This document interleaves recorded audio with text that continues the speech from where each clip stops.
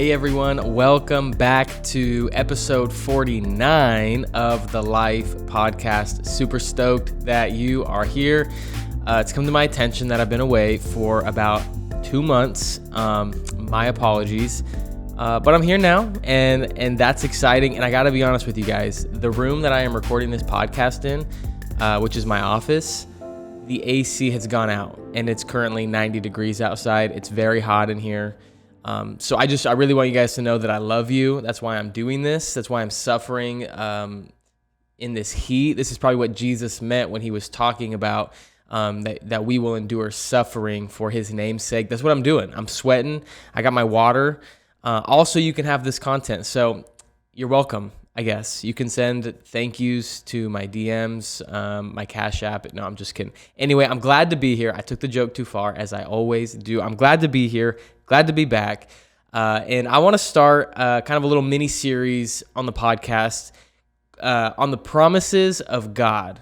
On the promises of God. And this might look a little bit different than what you're thinking.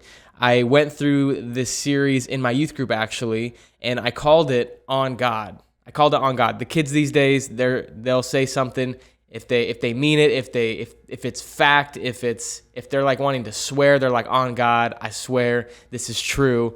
So I wanted to use that play of words a little bit and create this episode and this little mini series about the promises of God. And here's the cool thing. God in the Bible is the only one who ever, he literally said, I swear by myself. He literally said on God. Like, he's the only one that could actually say that. But anyway, that's beside the point.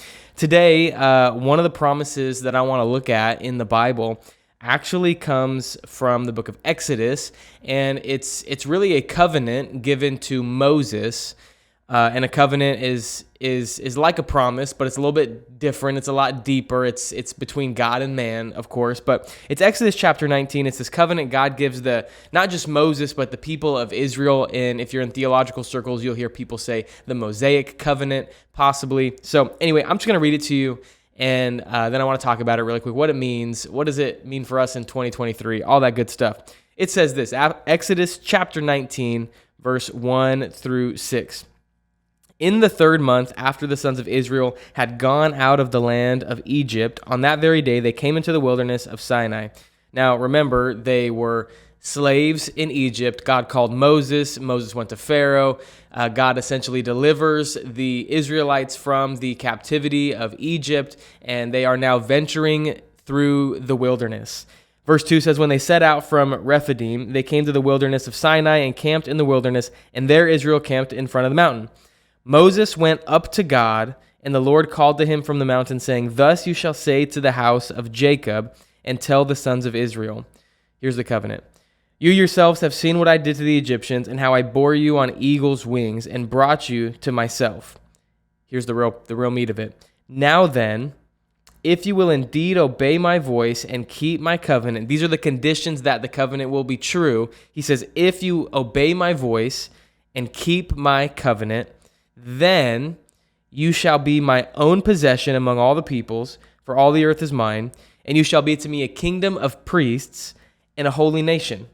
These are the words that you shall speak to the sons of Israel. Now, the story would go on that Moses would go down to the people, present this covenant to the people of Israel, and they would agree to it. Moses would go back up to God and say, we want to enter into this covenant with you. We want to be your possession. We want to be a kingdom of priests and a holy nation. And that means that we will honor you and follow your law and all that stuff. So that's what happens. God gives them essentially it's a conditional covenant. It's a conditional covenant. We'll see time and time again in Scripture when the people of Israel were not following God's laws and God's rule, that covenant would, not that the covenant would go away, but that they wouldn't be walking in the promises that God had given them because they had dishonored God and disobeyed God and turned around from God. So it's this if-then statement that God gives. He says, if you keep my commands, then you will be these things. What are these things that God promised them in the Bible? Number one, he says that you will be my own possession. Some translations even translate it this way.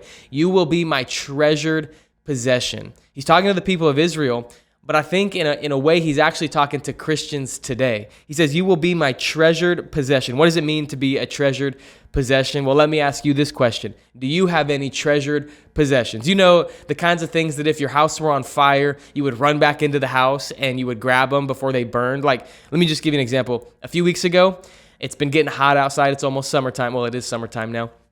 But I'll just paint the picture for you so you can be in shock like I was. I was sitting at my kitchen table, and all of a sudden, I'm sitting there with my daughter, my son, and then my little brother who's 6. Smoke started to come out of the vents of my house. A black cloud of smoke started to come out of the vents, and it was a thick cloud. I literally couldn't believe my eyes. I yelled, I grabbed the kids, and I said, everybody outside right now. I literally threw them outside, and here's what I did. I ran back inside, and I grabbed the most important things. Now, my important things were a lot different than my wife's important things, so I grabbed my, couple $1,000 laptop. I grabbed my iPad. I grabbed, I can't even remember what else I grabbed, but here's what I didn't grab. I didn't grab important documents. I didn't grab the animals. We had 4 baby kittens. I didn't grab them. I thought our house was burning down, and the first thing I grabbed was the children, so good job, Dad. But I also grabbed my backpack, and I grabbed my wife's camera, which was very expensive. So I was grabbing the expensive things, but my wife would grab the practical things because her treasured possessions were a little bit different than my treasured possessions. You know what I mean? So to have something that's a treasured possession simply means that you want to protect it, you want to keep it in great condition, you want to do what's best for that thing. You want it to thrive. You want it to be great. So in the context of items, we want to keep them. We have iPhones and we have expensive iPads and laptops. We put cases on them. We put screen protectors on them. We want to keep them in great condition. In the same way, God has a treasured possession, and it's his creation. It's his people. And God protects his people. He wants to protect them. He wants to bless them. He wants to see them thrive. Now, it's a two-way street. If we disown and dishonor God doesn't want to honor that. And so the promise goes that we would be God's treasured possession if we would indeed obey his voice and follow his commands. We are his treasured possession. Again, it all hinges on obeying him. And in the context of the Israelites, here's what it meant to obey God.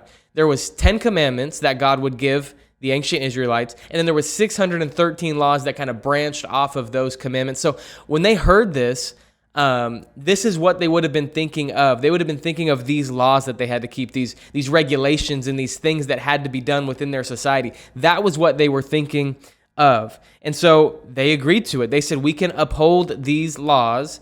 Now, this was before all of these laws had actually been established, but this is essentially the relationship they were thinking of, a relationship where we would keep the laws of God and God would protect us and keep us as he already did, as he delivered them from the hand of the Egyptians, which was incredible. And here's the deal. It is conditional. Check it out. If you have a treasured possession and let's say it breaks, you would do everything in your power to maybe fix it, to restore it back to its original intent. But at the end of the day, if it's not doing what you want it to do, if I bought a laptop and I can't edit videos on it, I have an old laptop that just couldn't edit the videos that I needed it to edit, so I don't use it anymore. I don't have it anymore.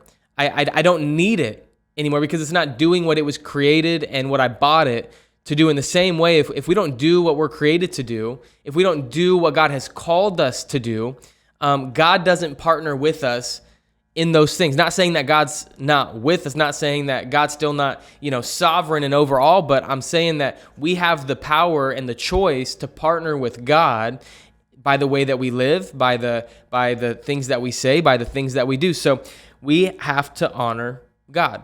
And we don't have to follow 10 commandments and 613 laws. We're not under the law anymore, but we are still to follow Jesus and the commands that he's given, to love God and to love your neighbor. And here's what's interesting. Loving God and loving your neighbor is simply a condensed down version of the law that God gave the Israelites. It's just summed up in 2 sentences. That's all it is. So we are still to honor God in everything that we say and everything that we do.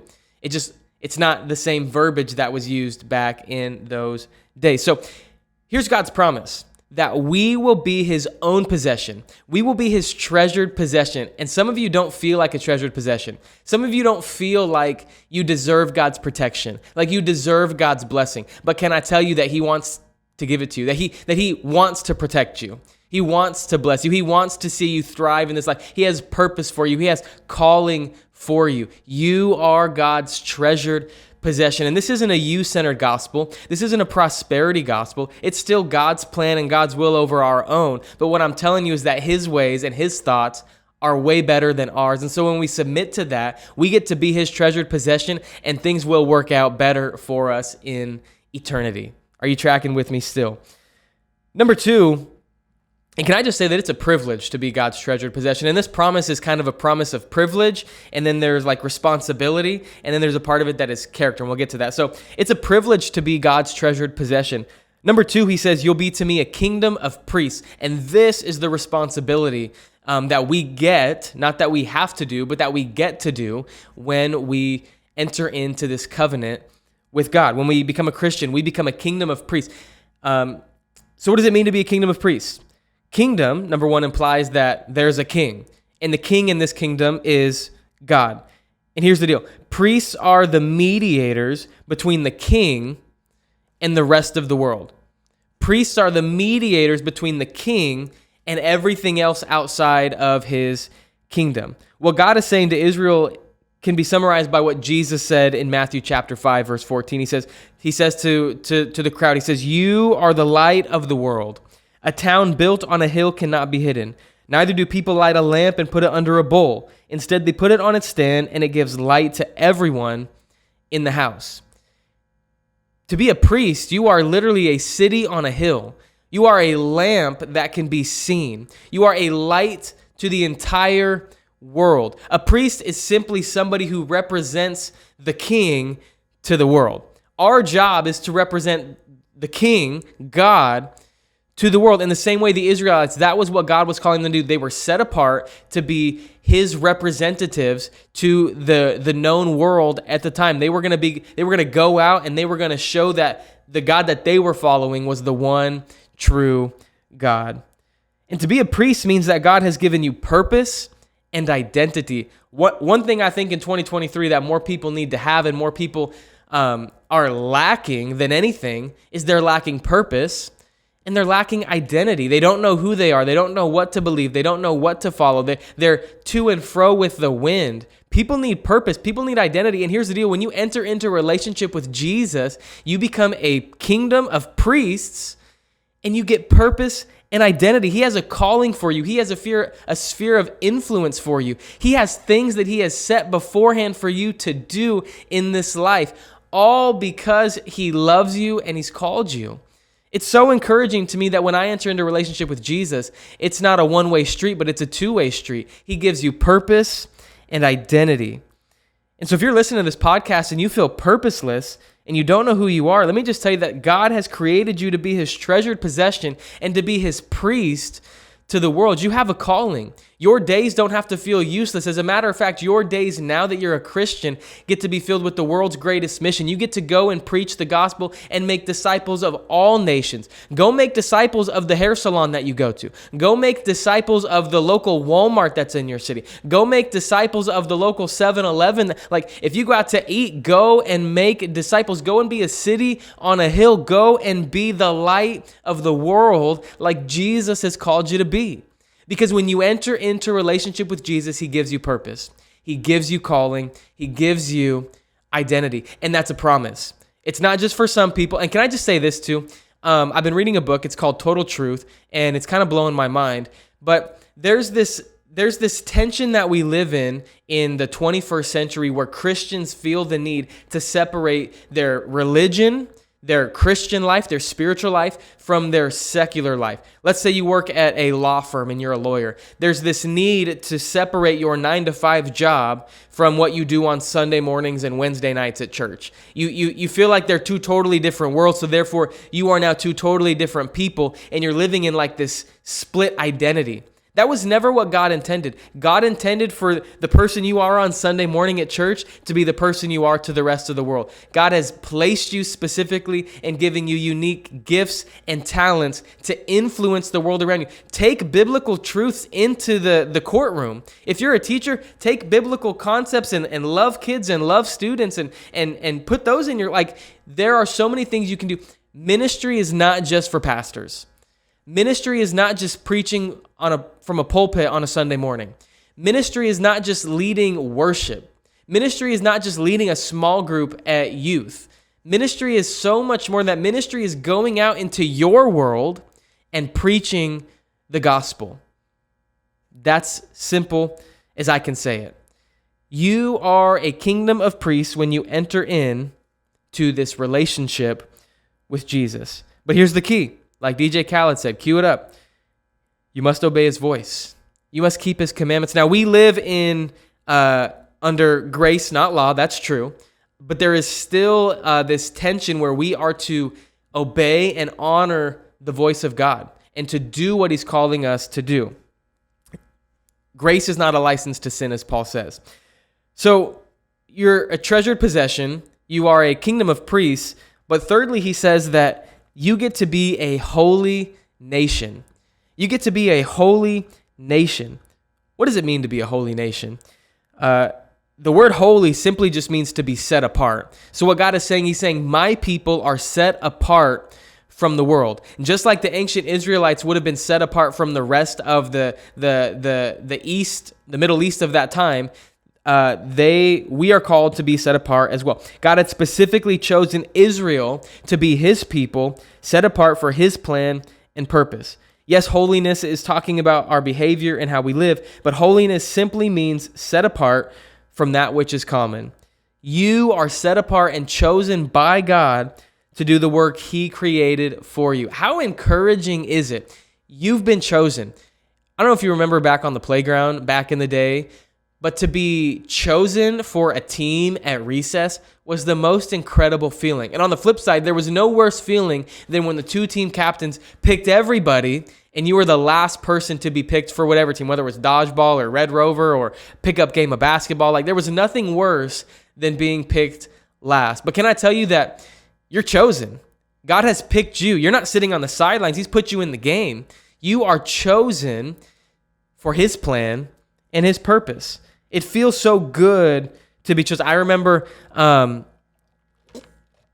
sorry, I had to get a drink of water there. When I preach, I'll tell hey, high five your neighbor while I get a drink of water. So if you're with somebody, high five your neighbor. Anyway, I remember back in September, I entered this giveaway on Instagram. I don't know how many things I've shared to my Instagram story to enter into a giveaway, but this was just one of those things that I entered into. And it was a date night at a local, it's called Middleton Farms. And it was just a date night giveaway. It included 2 admission tickets and some free food and some free passes for some other things. So I was like, I'll do it because I'll be a good husband. I'll take my wife on this awesome date. And lo and behold, I won the giveaway. Ladies and gentlemen, I don't win Instagram giveaways. You know what I mean? There are people who are lucky and they just win everything. Maybe it's not luck. But there's people that just win everything. I'm not one of those people. So when I won this Instagram giveaway, I was like, let's go. I screenshot it and I sent it to everybody that was in my close friends, in my all my pinned text messages. It was my wife and my friends. And I was super pumped. I was like, guys, check it out. I'm a winner. You're a loser was what I was saying. Because it feels so good to be chosen. And so what I want you to know is that you've been chosen. Maybe you don't feel chosen. Maybe you don't feel like God has called you and set you apart for his work. But let me just share a quick Bible verse from Ephesians chapter 2. He says that you've been chosen and he has set apart work for you to do. There's a part where it says, it's by grace through faith that you've been saved. But afterwards, it's you've been saved and he has prepared good works for you to do. He has already prepared good works for you to do in this life because you've been chosen. He chose you and he's given you work to do for his plan and his purpose. How encouraging. This is not just a promise that was given to ancient Israel as we read in scripture, that I think this applies to us today in 2023, that we are his treasured possession, we are his kingdom of priests, and we are a holy nation. How encouraging is it that we get to walk in this promise? that we get to do the things that God has called us to do. So I just want to encourage you this morning. I'm not preaching. Come on, Austin. It's not Sunday. Wherever you're listening to this, whether you're on a run right now, whether you are in your car, whatever you're doing, this is who you are. If you have entered into a relationship with Jesus, I don't care how you feel. I don't care what your circumstances are. You are a treasured possession. You are a kingdom of priests, and you are a holy nation. God has set you apart. He's given you purpose, and He loves you and wants to see you thrive. Simple as that. I can't put it any plainer. What an episode to come back on. It's been a few months and we're back, and I think that was just a great way to really just kick it off again. You know what I'm talking about? Well, anyway, that's all I got. Thank you guys for tuning into this episode of the Life Podcast. If you've listened this far and you're still listening to the outro right now, do me a favor. Would you subscribe to the podcast on whatever platform you're listening on? Would you leave a comment? Would you like it? Would you leave a rating and a review? And would you even share this on your social media platforms? That helps me out. One thing that I want to do is I want to start speaking at places. I want to get booked to go speak at places. So it helps when you guys share, when you guys put out the word, when you're sharing reels on Instagram, when you're sending this to your friend. It's really encouraging to me and helps me out as well. So I appreciate all of you who are listening to the podcast. We will see you guys next time.